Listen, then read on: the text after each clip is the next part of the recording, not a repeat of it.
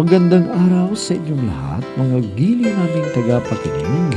Muli po mga kaibigan, narito na po ang pagpapatuloy at ika-4 na yugto ng Liham Kasaysayan na ipinadala ni Charis dito sa ating dunang Love and Memories.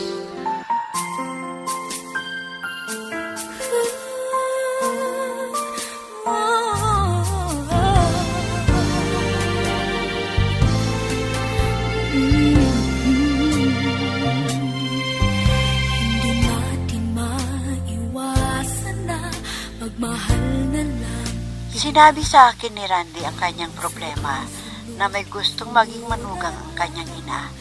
May kaya si Mina at lagi niyang sinusulsulan ang ina ni Randy.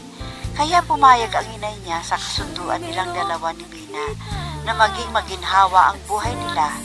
At minsan, nadatnan ni Randy si Mina sa bahay nila.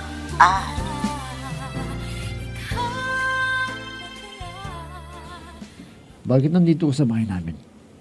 Ano bang kailangan mo? Oh, ikaw naman, Randy. Hindi na tinatanong yan. O heto, nagdala ako ng alak at maraming pulutan. Pwede bang samahan mo ako na uminom? Ha? Ang ibig mong sabihin, iinom ka rin? Siyempre naman, para may gana ka na uminom. Habang may kakwentuhan ka.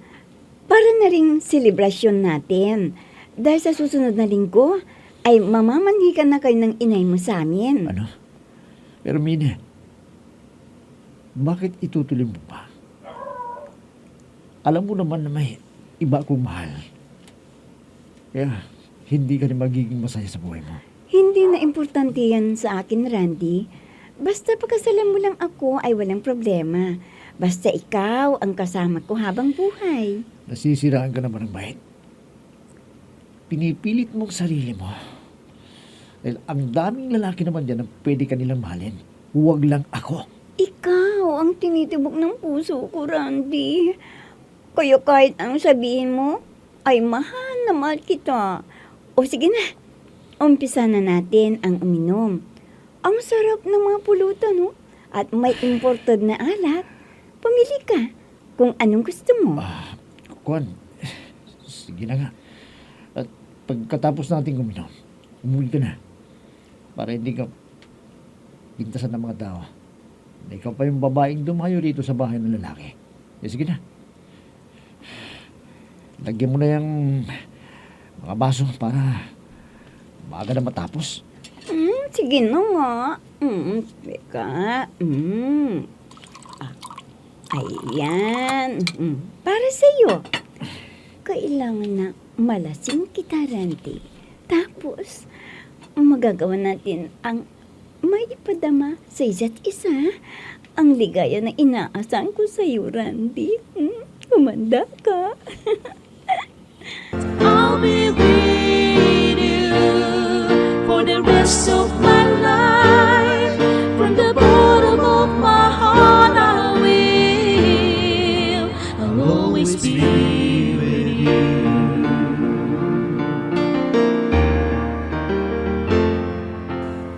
Oh, Mina, ano na ang nangyari? Lasing na ba si Randy o umiinom pa rin hanggang ngayon? Lasing na po siya, Mother. Pero hindi pa rin natutulog. At ang sabi sa akin ay umuwi na ako. Kaya lumabas muna ako. Pag humiga na, ay saka na ako tatabi sa kanya. Ang galing mo talaga. Nakuha mo ang hilig ni Randy, ang uminom ng alak. Lalo na kapag may pulutan, hindi ba? Opo, Mother. Nasarapan nga siya sa mga niluto kong pulutan. Pero hindi ko sinabi na ako ang nagluto. Baka sabihin niya na nilagyan ko ng gayuma. Hayon, parang uubusin yata yung tira pang alak sa bote. Hayaan mo na lang siya. Silipin mo na lang mamaya pagtapos na siyang uminom para magawa mo na rin ang plano mo para hindi na siya umatras sa pagpapakasal ninyong dalawa. Buti na lang at naisipan ninyo na lasingin ko si Randy. Para paglasing na siya, ay hindi na niya malalaman na may nangyari na pala sa amin. Sige, ikaw na ang bahala sa kanya, Iha. Basta, tawagin mo na lang ako pag may kailangan ka. Mauuna na akong matulog dahil inaantok na ako. Opo, Mother. Salamat po sa tulong ninyo para matupad ko ang aking pangarap na si Randy ang magiging asawa ko. Minsan ng isang simpleng ngiti ay mayroong dala, isang tapat na hangarin at pangakong dakila.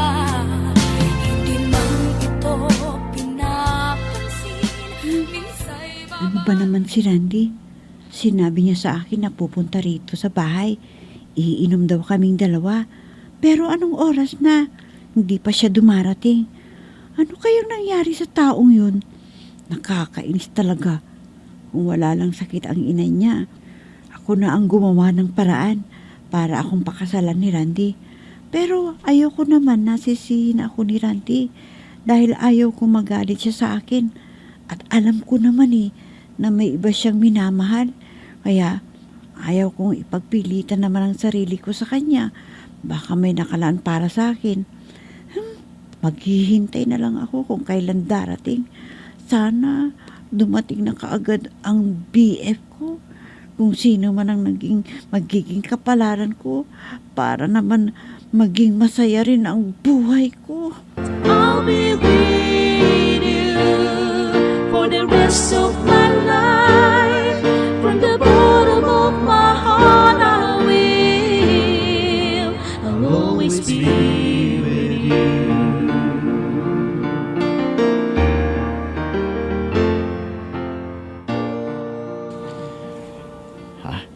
Umaga na pala. Tumitila ako na yung mga manok. Sobra yata yung nainom ko kagabi. Ang sarap kasi ng pulutan at yung anak na dala ni... Teka. Sino itong katabi ko? Nako. Humad. Pati ako. Anong nangyari? Hindi. Hoy, Mina. Bakit nandito ka sa tabi ko? Ha?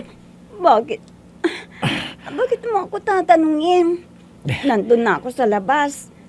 Kausap ko pang inay mo Tapos lumabas ka at hinila mo ko dito sa kwarto mo. Ngayon, ako pang tatanungin mo. Basta, may nangyari sa atin. Kaya kailangan na pagkasalan mo ko. Hindi ko alam, Mina. Paano na ito? Wala naman akong pera na. Kung sa sinasabi mo, wala akong alam dyan. Huwag mo nang isipin yan. Kami na ang bahala ng mga magulang ko. Basta pagkasalan mo ako at panagutan mong nangyari Naku, sa Mina. atin. Oo, pero huwag mo sa ngayon. Hindi agad-agad. Para walang masabing mga magulang mo, baka sabihin nila sinasamantala ko ang kahinaan mo. Huwag kang mag-alala. Sabihin ko na ako ang may kasalanan na nalasing ako. Kaya may nangyari sa atin. Ano? Gagawin mo yun? Pagtatakpan mo, ginawa ko sa'yo. Hindi ka kaya pagalitan ng mga magulang mo? Hindi, Randy. Ako ang bunso. Kaya kung anong gusto ko, hindi sila kumukontra. Kaya ipanatag mo lang ang iyong kalooban.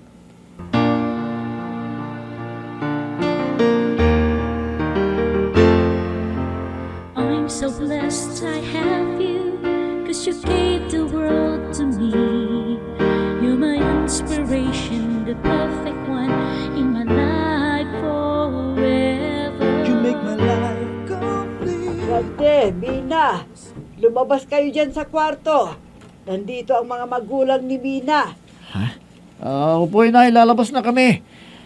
Ano ngayon? Ano yung gagawin natin, Mina? Huwag kang matakot. Basta sabihin mo na lang kay Papa na pananagutan mo ang nangyari sa atin. Hindi kaya nila ko saktan dahil hindi pa tayo kasal eh. May nangyari na sa atin. Ikaw naman, masyado kang matatakutin. Akong bahala kay Papa. Lalambingin ko lang siya, ay mawawala na ang galit sa ginawa ko. O, halika na. Baka mainip siya ay kakatukin nila tayo dito. Basta, ako na ang magsasalita. Kung tatanungin ako, ano bang sasabihin ko sa papa mo? Sumagot ka lang na hindi mo ko iiwanan at pakakasalan mo ko. Yun lang ang sasabihin mo kay Papa. Sige, halika na. At ang hindi nila sabihin na tagal nating lumabas.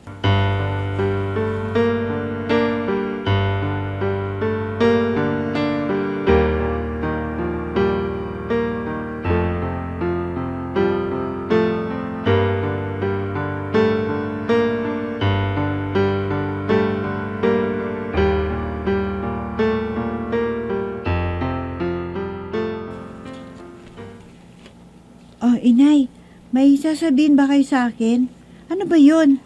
Ay, Kwad, adak. Alam mo naman ang mga marites. Kahit sikreto, ay alam nila agad. Ha?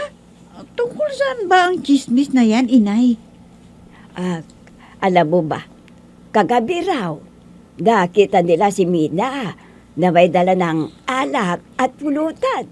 At doon daw natulog sa bahay ni Darante. Yun nang pala eh. Nag-inuman lang sila nung masama doon. Kung sinamahan niya na uminom si Randy. Anong yun lang? Pagkatapos ng inuman, dinalasing si Rante. At nagkaroon daw ng labing-labing ang dalawa. Ano? Pananagutan ba ni Randy ang nangyari sa kanila? Eh, ang alam ko inay, umiiwas si Randy sa babaeng yun. Ay, tingnan mo naman. Hindi na nakaiwas sa tukso si Rante. Kaya kinausap siya ng mga magulang ni Bida. At tuloy na ang pagpapakasal ng dalawa. Ano? Eh, ang bilis naman na gumawa ng paraan ng babaeng yun para matupad lang ang kahilingan niya na maging asawa si Randy. Ay, oo, anak. Kaya hayaan mo na si Randy. Humanap ka na lang ng iba. Talagang hindi kayo para sa isa't isa. Opo, inay. Sa bagay, hindi kami nagkaroon ng relasyon ni Randy. Kaya madali ko siyang makakalimutan. Kaya huwag kayong mag-alala, inay. Kaya ko to. Hindi naman ako masyadong nasaktan.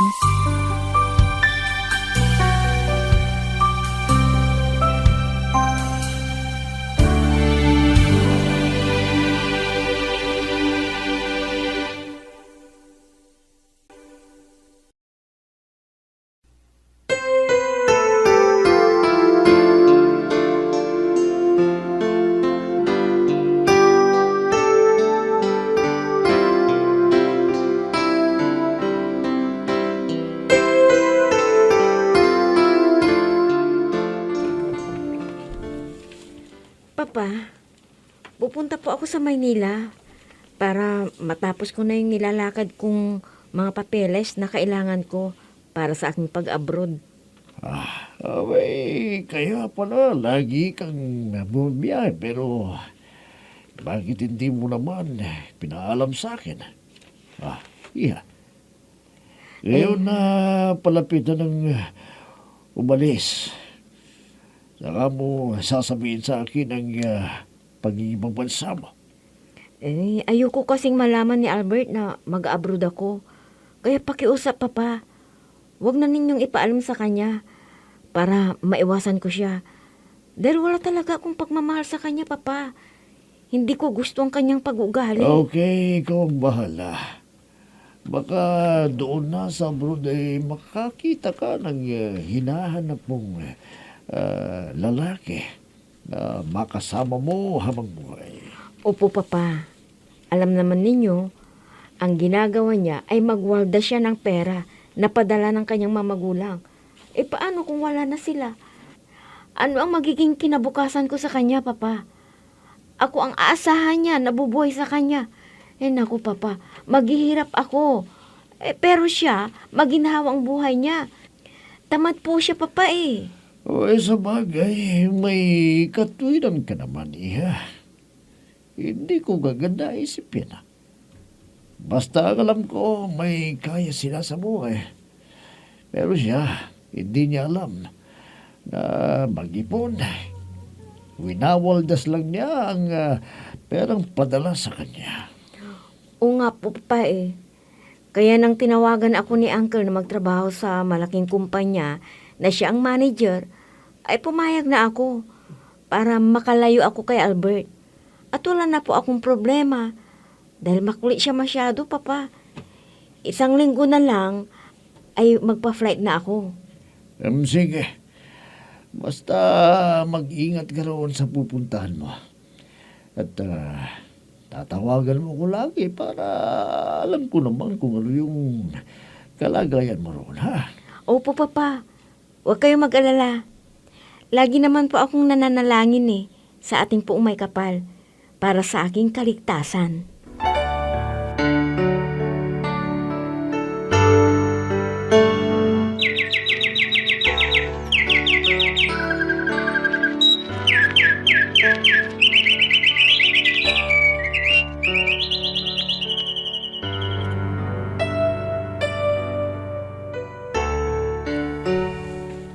Charis, pwede bang dumalong ka sa kasal namin ni Mina? Para naman hindi ako masyadong malungkot na nandun ka sa isang kaibigan na nagmamalasakit sa akin.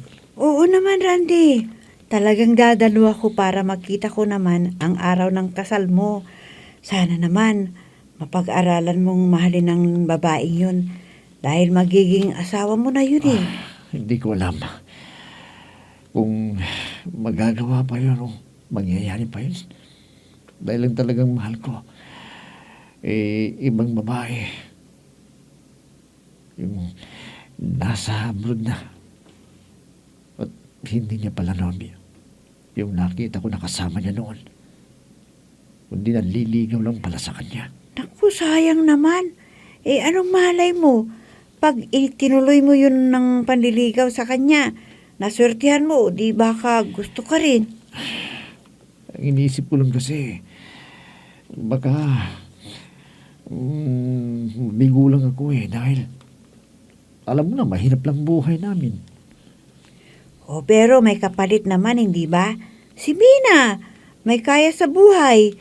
Pero matapobre ang mga magulang niya dahil hindi sila kumontra sa'yo dahil mahal ka nga ng kanilang anak. Kaya nahihiya ako. Siyempre, ang nasa isip nila, baka pinag-iinteresan ko lang yung mamanahin ni Mina. Hindi naman siguro, Randy, kung yun ang iniisip nila. Hindi nila papayagan na makasal kayong dalawa ni Mina kahit may nangyari na sa inyong dalawa. Kaya ipakita mo na wala kang ibang hangarin kay Mina. Ituring mo siyang asawa pagkatapos ng inyong kasal.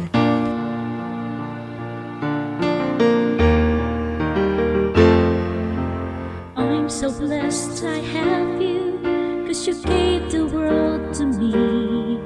You're my inspiration, the perfect one in my life forever. You make my life complete. Nakakalungkot isipin. Akala ko may pagtingin din siya sa akin. Yun pala, isang kaibigan lang na nagmamalasakit sa kanya. Sana makalimutan ko ang kabiguan kong ito at makahanap ako ng tapat na magmamahal sa akin. Sana nga. Ay, Charis, anak. Nandito ka na naman sa tabi ng bintana at malungkot na nakata daw sa malayo. Hindi ko kasi maiwasan na alalahanin ang mga masasayang araw namin ni Randy, Inay. Siya ang tagapagtanggol ko. Pag may nangasar sa akin, di niya ako pinapabayaan sa mga kailangan ko. Nag-aaral kami pero ngayon may asawa na siya. At dapat ko na siyang kalimutan, Inay.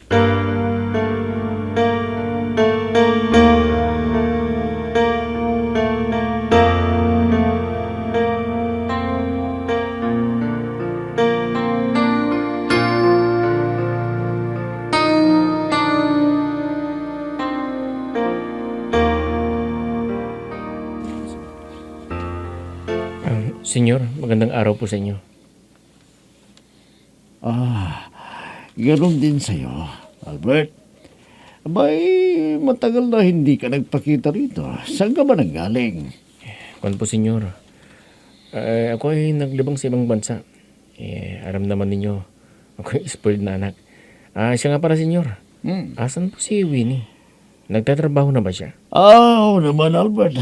At maganda ang kanyang trabaho doon sa kanyang kinaroroonan. Kaya wala na siya rito. Kung ganun, senyor, pwede ba akong bumalik mamaya para magkausap kami? Naku, pasensya ka na, Albert. Dahil nasa abroad na si Winnie. At may asawa na siya. Ano? Hindi. Hindi totoo yan, senyor. Hindi!